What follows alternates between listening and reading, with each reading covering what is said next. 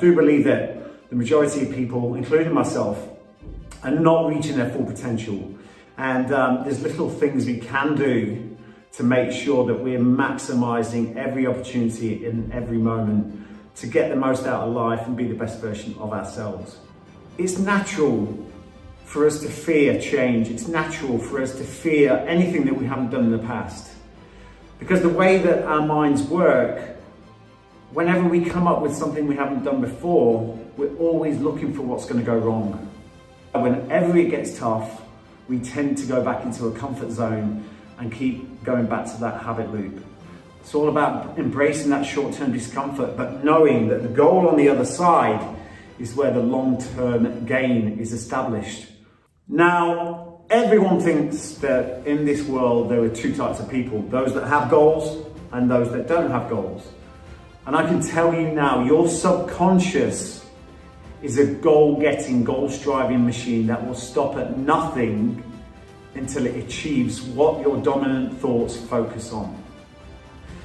So let me tell you, if your thoughts are based around negativity and repeating the same old cycles, thinking about something that's happened in the past, you'll get more of the same.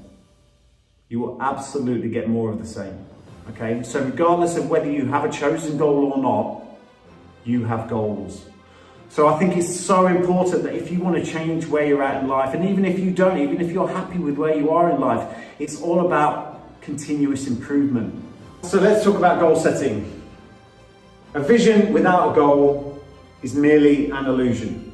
Okay, so that basically means that, if you come up with some dreams, some aspirations, things you want to achieve, if it just remains in your head as a dream and you don't put a process or a plan into play, it will never happen. It will never happen. So once you have a dream, once you have something you want to achieve, and like I say, it can be anything, first of all, make sure that goal is something that scares you. Okay, it has to scare you. We are wired to want to only engage in things that we have a good chance of achieving. We don't want to embrace things that there's a possibility that we may look stupid, that we haven't achieved it. And that's the wrong attitude. Okay, so first of all, you come up with a dream. So set a date, let's set a date, 6 months, 3 months, whatever it is, a year, okay? And like I say, it must scare you, but the ability to break that goal down is the key to success, okay? So a goal broken down becomes a plan. So the big goal might scare you, and it should do, but the thing is, as long as you can break that down, it becomes achievable, and you go from A to B. Your first goal is the first step. It doesn't have to be the big picture stuff. If you want to achieve anything, put a process into play, a process that is void of the negativity, is void of the lack of motivation, is void of what's going on in your head. Visualization is such a powerful tool. It's helped me with everything in life. And it's all about visualizing the outcome, what it means to you, add emotion to that outcome.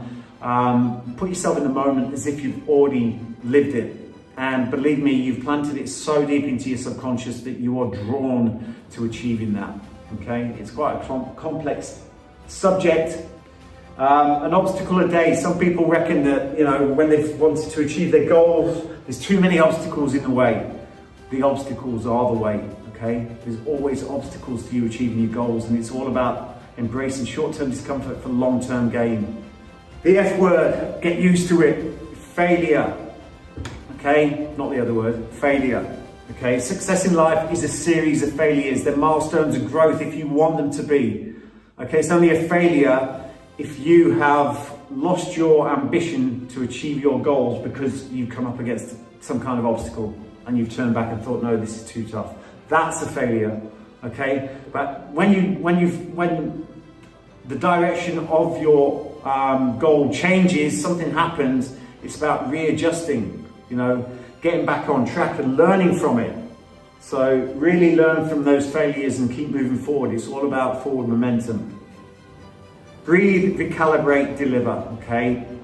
This is something that they teach in the Special Forces, not that because I came up with that, breathe, recalibrate, deliver, but really it's about when you find yourself in an anxious situation, what's happening is you're starting to breathe erratically, cortisol is increasing, and that causes the confusion, okay? It makes you make decisions that are not based on clarity, but of confusion, okay? And if you know you're going into a situation that is going to be stressful, or you find yourself in one, all you simply have to do is breathe, okay? They do teach box breathing now in some of the special forces around the world, but it's a very handy skill to have, okay? By box breathing, so that's breathe in for 4 seconds, hold for 4 seconds, out for 4 seconds, hold for 4 seconds, and carry on that pattern of breathing, okay?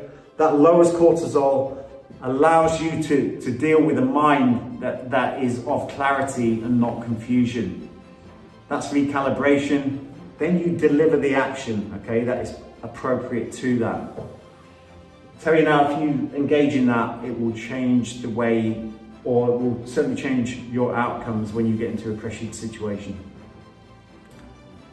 And breakpoint. Don't forget, breakpoint is the moment you embrace short-term discomfort for long-term gain. Pursue it, okay? Every time you see an obstacle, go through it, never turn back.